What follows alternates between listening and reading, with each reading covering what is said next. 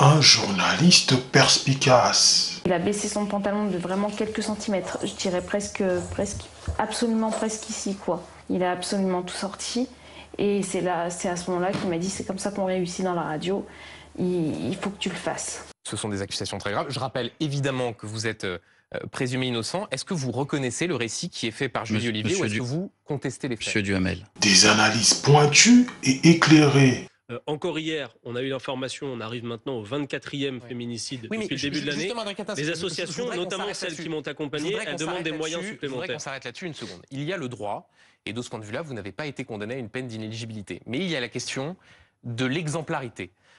Quand on est un représentant de la nation et qu'on veut précisément, comme vous le faites à l'instant, souligner les carences qu'il peut y avoir dans le système judiciaire quant à la prise en compte des violences sexistes et sexuelles, est-ce qu'au fond, vous n'êtes pas totalement disqualifié pour parler de cela, compte tenu de la condamnation dont vous avez fait l'objet? Un communicateur éloquent. Mais vous reconnaissez qu'il y a une forme de paradoxe à s'engager précisément au moment où on se demande même si Reconquête, on y reviendra tout à l'heure dans cette interview, obtiendra des élus au Parlement européen. Il y a le risque que votre carrière politique soit la plus éphémère de toute la Ve République. Si vous faites moins de 5%, vous ne serez pas élu. Des synthèses éclairantes et impactantes. Jean-Luc Mélenchon, on entend ce que vous dites. Simplement, il y a les plus de 11 000 migrants qui sont arrivés depuis lundi dernier. Et il y a ce constat, ce phénomène plus large que tout le monde voit, qui est que l'Europe n'arrive pas à tarir ces sources d'immigration, le fait qu'elles continuent et qu'à un moment donné, des pays disent on ne peut pas, il y en a trop. Il y a un raidissement d'un certain nombre d'opinions publiques qui disent on veut moins d'immigration. Est-ce qu'on peut vraiment dire il n'y a aucun problème, il n'y a pas de sujet et on les accueille tous? Actuellement, Benjamin Duhamel est reconnu comme l'un des journalistes les plus prometteurs, captivant l'attention par ses prises de parole incisives et ses interventions réfléchies. Pour preuve de son influence croissante, le nombre considérable d'interviews qu'on lui confie avec des personnalités médiatiques majeures témoigne de la confiance et de l'intérêt que les médias et le public lui portent. Benjamin Duhamel a donc le talent pour engager son audience et se démarquer dans l'arène médiatique. Examinons cela de plus près. Une source d'inspiration pour de futurs journalistes.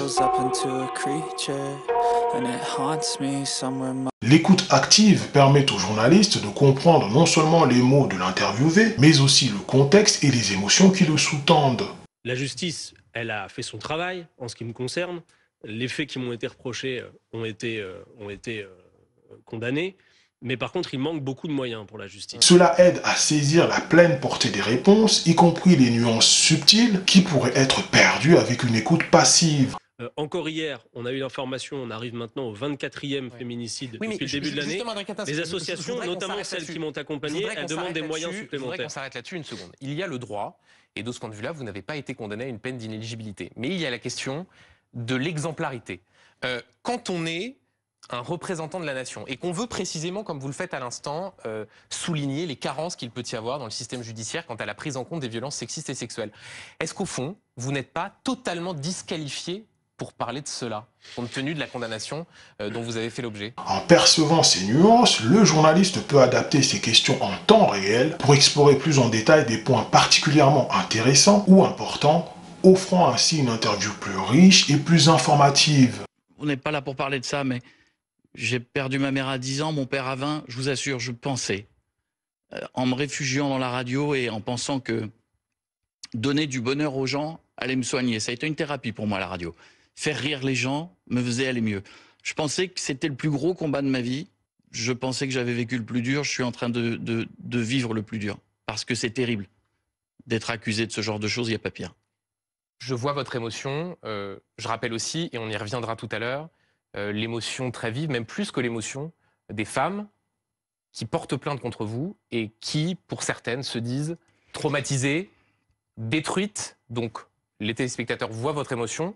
Je me dois aussi, si vous le permettez, parler de celles qui portent plainte contre vous et qui ont pris la parole. Une écoute attentive ouvre la voie à des questions de suivi qui sont directement liées aux réponses données par l'interviewé. Cela montre au public que le journaliste est engagé et bien informé, ce qui renforce la confiance et l'intérêt. Julie Olivier décrit une scène au mois de novembre. Elle dit que vous lui proposez de monter dans sa chambre d'hôtel pour écouter sa maquette radio. Et une fois dans la chambre... Il a baissé son pantalon de vraiment quelques centimètres, je dirais absolument presque ici, quoi. Il a absolument tout sorti. Et c'est à ce moment-là qu'il m'a dit c'est comme ça qu'on réussit dans la radio, il faut que tu le fasses. Ce sont des accusations très graves. Je rappelle évidemment que vous êtes présumé innocent. Est-ce que vous reconnaissez le récit qui est fait par Julie Olivier ou est-ce que vous contestez les faits? Monsieur Duhamel, tout est faux, tout est mensonger. Les questions de suivi peuvent également aider à clarifier les points ambigus et à explorer des sujets qui n'auraient peut-être pas été détaillés, ce qui enrichit le contexte de l'interview. Tout à l'heure, vous avez créé la surprise hier en annonçant à nos confrères d'Ouest France avoir l'intention d'être candidat à l'élection présidentielle de 2027. Pourquoi ce qui n'a pas marché hier marcherait aujourd'hui? Parce que j'ai appris de mes erreurs et que je n'ai pas l'intention de les commettre à nouveau. Vous évoquez vos erreurs. Quelles erreurs vous ne reproduirez pas? Et permettez-moi de les garder au titre de l'introspection. Ah bah oui, mais attendez, vous le dites, dans Ouest France également, est-ce que c'est des erreurs de positionnement politique? Est-ce que c'est des erreurs de stratégie? Par exemple, le fait d'être passé par une primaire alors que vous vous étiez engagé à être candidat directement, il faut nous en dire un petit peu là. L'écoute active est également cruciale pour établir une relation de confiance entre le journaliste et l'interviewé. Quand les interviewés se sentent écoutés, ils sont souvent plus disposés à partager des informations ouvertes et honnêtes, menant à des révélations plus profondes et à des moments plus authentiques dans l'interview. Éric Zemmour était le candidat, et l'élection présidentielle, c'est l'élection d'un homme. Ce n'est pas l'élection d'une équipe, et encore moins celle d'un couple. Maintenant, c'est l'élection européenne. C'est l'élection justement d'une équipe. Marion Maréchal est notre tête de liste, et elle n'est pas seule. Donc j'ai pris cette décision justement pour venir soutenir l'équipe, pour défendre mes convictions, et je suis très heureuse d'être devant vous ce soir. Et cette authenticité peut grandement augmenter l'attention des spectateurs, car ils ressentent une connexion plus forte avec le contenu de la vidéo. Mais vous reconnaissez qu'il y a une forme de paradoxe à s'engager précisément au moment où on se demande même si Reconquête, on y reviendra tout à l'heure dans cette interview, obtiendra des élus au Parlement européen. Il y a le risque que votre carrière politique soit la plus éphémère de toute la Ve République. Si vous faites moins de 5%, vous ne serez pas élu. Enfin, un journaliste qui pratique l'écoute active peut mieux maintenir l'engagement du spectateur tout au long de l'interview, en répondant activement à ce que dit l'interviewé et en le poussant à approfondir certains sujets. Le journaliste peut rendre la conversation plus dynamique et moins prévisible. Vous citez souvent comme exemple, Sarah Knafo, Marie-France Garot, conseillère de Georges Pompidou, puis de Jacques Chirac. Elle leur a mis plus de 10 ans avant de faire de la politique en son nom propre. Vous êtes trop ambitieuse pour attendre aussi longtemps? Parce que j'entends l'argument en disant, voilà, l'élection présidentielle, c'était un homme et un peuple. Mais vous auriez pu continuer à tirer les ficelles comme vous le faisiez? Cela aide à captiver l'audience et à la garder intéressée et impliquée du début à la fin de la vidéo. Absolument, et j'ai choisi de m'engager justement après avoir écouté les sollicitations autour de moi. Vous avez Marion Maréchal qui m'a fait l'honneur de me faire cette proposition, elle était d'ailleurs sur votre plateau, en jugeant que je serais... C'est elle qui a insisté vraiment pour que vous soyez Elle fait partie des gens qui m'ont convaincue, absolument. Si vous voulez, moi, pourquoi j'ai hésité jusqu'ici? C'est parce que je me posais effectivement cette question. Où est-ce que je serais le plus utile? Et finalement, j'ai tranché. Je pense que ma place aujourd'hui, elle est auprès de tous nos militants, auprès de tous nos cadres qui ne comptent pas leurs heures, qui se battent pour leurs idées. Mais c'est aussi que vous avez de l'ambition en politique. J'ai de l'ambition en politique, j'ai de l'ambition pour mon pays surtout. Et aujourd'hui, j'ai envie de défendre mes idées en pleine lumière, donc devant vous. En maîtrisant l'écoute active, un journaliste ne se contente pas de conduire une interview, il crée une expérience captivante qui peut résonner bien au-delà de l'interaction immédiate, favorisant ainsi un nombre de vues plus élevé et une plus grande viralité du contenu. Cette maîtrise de l'écoute active révèle non seulement une compétence, mais une philosophie, celle de comprendre avant d'être compris. C'est cette approche qui distingue Benjamin Duhamel dans le monde médiatique, souvent plus bruyant que perspicace. Mais la compétence d'écouter n'est que la première couche de son expertise. Explorons maintenant comment son esprit critique sculpte les contours de la vérité. Un journaliste doté d'un bon esprit critique peut rapidement identifier les points clés dans les réponses de l'interviewé, ainsi que repérer les incohérences ou les déclarations qui nécessitent un examen plus approfondi. J'ai de l'ambition en politique, j'ai de l'ambition pour mon pays surtout. Et aujourd'hui, j'ai envie de défendre mes idées en pleine lumière, donc devant vous. On pouvait vous voir, Sarah Knafo, pendant la campagne présidentielle, au premier rang des meetings d'Éric Zemmour, réciter les discours en même temps qu'ils étaient prononcés. C'est vous qui tiriez les ficelles? C'était votre marionnette, Éric Zemmour, pendant la campagne présidentielle? Cette compétence permet aux journalistes de poser des questions de suivi qui ne se contentent pas de gratter à la surface, mais qui plongent dans le cœur des sujets traités, exposant ainsi des perspectives plus profondes parfois inattendus. Ah, absolument pas. Alors absolument pas. Je pense que quiconque connaît Éric Zemmour peut seulement sourire à votre question. Ah bon? Il n'y avait pas de... On expliquait que vous étiez l'éminence grise, que c'était vous qui étiez à l'origine de son ambition présidentielle. Vraiment, vous la seule chose que je peux vous dire, toute la place que que vous avez pu prendre pendant cette campagne? La seule chose que je peux vous dire, c'est que je ne connais pas un homme plus libre qu'Éric Zemmour. En analysant les réponses et en questionnant les incohérences, le journaliste encourage l'interviewé à être transparent et précis dans ses propos. C'est-à-dire, ça veut dire quoi ça? C'est-à-dire que c'est un homme libre, il n'est la marionnette de personne. Et cela peut conduire à des révélations importantes et à une discussion plus authentique, ce qui est hautement apprécié par un public qui cherche à comprendre vraiment les sujets abordés. Je voudrais quand même qu'on reste un instant sur cette campagne présidentielle qui, sans refaire le match, a été en partie plombée par un certain nombre d'outrances d'Éric Zemmour, sur les réfugiés ukrainiens qu'il ne souhaitait pas accueillir, sur la question de la remigration.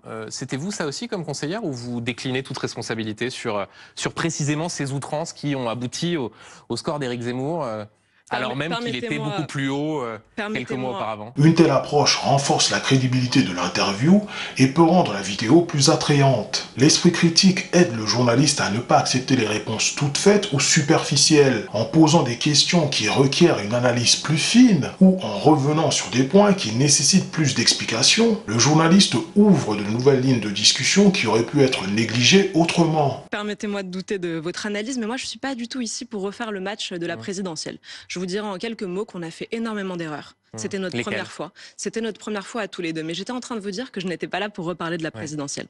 Aujourd'hui, je suis devant vous parce que je me présente à l'élection européenne aux côtés de Marion Maréchal. J'aimerais qu'on puisse aborder justement notre vision de l'Europe, ce qu'on aimerait faire au Parlement européen, quel est, à notre sens, l'intérêt du vote pour Reconquête. Et donc, pardonnez-moi, mais si vous voulez, en dehors de ce plateau, on reparlera de toutes les erreurs qu'on a pu commettre en 2022. Je vois déjà que vous avez les habitudes de ceux qui savent comment faire de la rhétorique politique. Mais si je vous pose la question de la campagne présidentielle, c'était précisément pour essayer de savoir quelle était votre responsabilité dans ce qui a été vu, encore une fois, comme des outrances de la part d'Éric Zemmour. Cela peut transformer une interview basique en une exploration complète d'un sujet, ce qui ajoute une valeur considérable à l'entretien et stimule l'intérêt et la curiosité du spectateur. Je le disais en introduction, vous êtes la compagne d'Éric Zemmour. Un secret, c'est quelque chose qui est assumé. On connaissait au Rassemblement national la politique de père en fille. À Reconquête, la politique se fait en couple. Les questions bien pensées et l'examen critique des réponses engagent non seulement l'interviewé, mais aussi le public. La question m'étonne beaucoup venant de vous, Benjamin. Pourquoi? Parce que je sais que vous aussi, vous subissez beaucoup ces accusations de piston, vous êtes le fils d'eux, vous êtes le neveu d'eux, etc. Donc ça m'étonne beaucoup venant de vous. Les spectateurs apprécient les interviews qui les font réfléchir et les incitent à considérer les sujets sous un nouveau jour. Oui, il vous a pas échappé que je ne me soumets pas au suffrage des Français. Ça change quelque chose politique. Non, mais je vous pose la question. Est-ce que vous êtes d'accord que les accusations qu'on vous fait sont tout à fait injustes? Vous avez votre talent, vous avez votre talent propre. Alors si vous voulez, on peut aborder mon parcours. Attendez, excusez-moi. Un journaliste qui démontre une pensée analytique et critique peut donc rendre l'interview plus interactive et participative, incitant les spectateurs à rester engagés, à commenter et à partager la vidéo. Puisque vous mettez en cause ma probité, ou en tout cas vous soulevez le fait que j'ai effectivement des membres de ma famille qui sont dans les médias. Là, la question qui peut se poser pour ceux qui nous regardent, c'est de savoir s'il n'y a pas une forme de mélange des genres à voir qu'un président d'une formation politique désigne sur une liste pour les européennes sa compagne. La question, elle est sans aucune polémique, Sarah Knapo. Alors je vais vous dire, moi je ne prends pas la vie politique comme un job. En déchiffrant les non-dits et en questionnant les évidences, Benjamin Duhamel ne se contente pas de suivre le courant médiatique, il le rédige, offrant ainsi une nouvelle profondeur au dialogue public. Armé d'une analyse incisive, comment Benjamin Duhamel utilise-t-il sa confiance en soi pour mener des interviews qui ne sont pas seulement entendues mais ressenties? Un journaliste qui possède confiance en soi et autorité est mieux équipé pour mener une interview de manière efficace. Non, et en tout cas, je reviens sur la comparaison que vous faisiez. Je ne me présente pas à des élections, et par ailleurs, jusqu'à preuve du contraire, ce ne sont pas ma mère, mon père ou mon oncle qui m'ont Mais vous connaissez comme moi l'injustice parfois de certains commentaires. Et c'est pour ça qu'il n'y avait aucune polémique de ma part sur la question qui se pose, et je crois que beaucoup de téléspectateurs se la posent. Cette assurance permet de naviguer dans l'interview à travers un plan clair, de poser des questions pertinentes et d'intervenir quand nécessaire pour ramener la conversation sur des rails si elle dévie. Qui a le plus d'ambition dans votre couple? On a la même ambition pour la France tous les deux. Exactement la même. Parce que, jusqu'à preuve du contraire, Éric Zemmour a été candidat à l'élection présidentielle en 2022. Il souhaite vraisemblablement l'être en 2027. Cette capacité à contrôler le déroulement de l'entretien garantit que les sujets importants sont couverts et que l'interview conserve un rythme engageant qui maintient l'attention des spectateurs. Quelle est notre ambition, si vous voulez? Tous les deux, je pense qu'on peut dire, lui sans doute plus que moi, on réussissait très bien notre vie par ailleurs.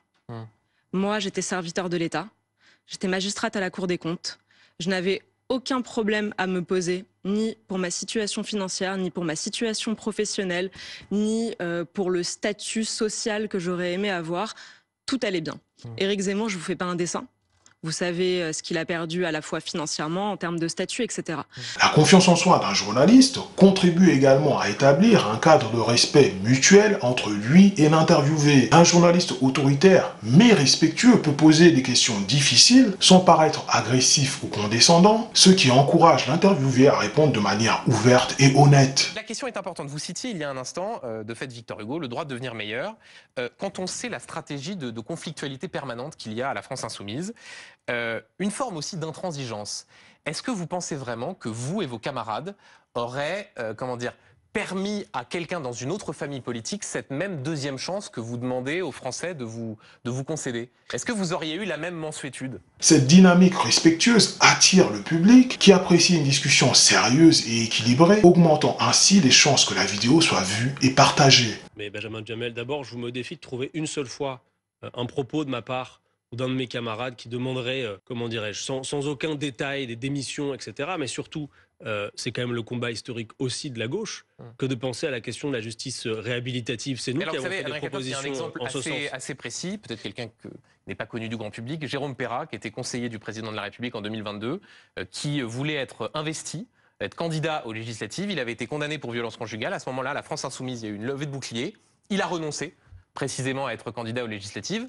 À cette époque-là, il n'y avait pas de question de seconde chance ou de capacité à montrer qu'au fond, cette condamnation avait permis de faire changer la mentalité. À ce moment-là, l'idée de votre famille politique était de dire, comme il a été condamné, il ne peut pas être candidat aux législatives. La confiance en soi est également cruciale lorsqu'il faut gérer des moments tendus ou imprévus durant l'interview. Un journaliste qui possède une présence assurée peut mieux gérer ces situations, qu'il s'agisse de répondre à des réponses évasives ou de naviguer à travers des sujets controversés. En maîtrisant ces moments, le journaliste s'assure que l'interview reste informative et captivante, ce qui est essentiel pour retenir l'intérêt des spectateurs du début à la fin. Avec une assurance qui commande le respect sans imposer le silence, Benjamin Duhamel orchestre chaque interview comme un maestro, transformant le simple échange d'informations en une symphonie de perspicacité.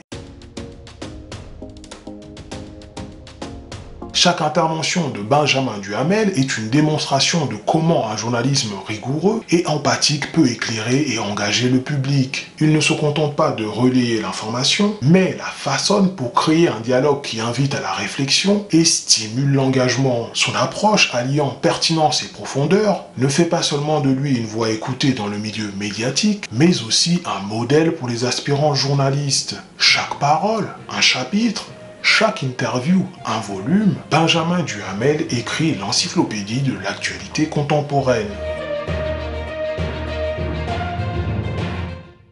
Bon, eh bien, j'espère que la vidéo vous a plu. N'oubliez pas de commenter en restant poli. Abonnez-vous.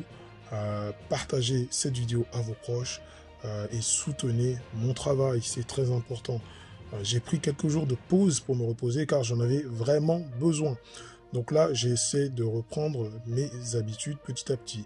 Et cette vidéo, en fait, je l'avais écrite il y a plusieurs semaines. J'avais déjà tourné, il ne me restait plus qu'à la monter pour me simplifier un peu le travail.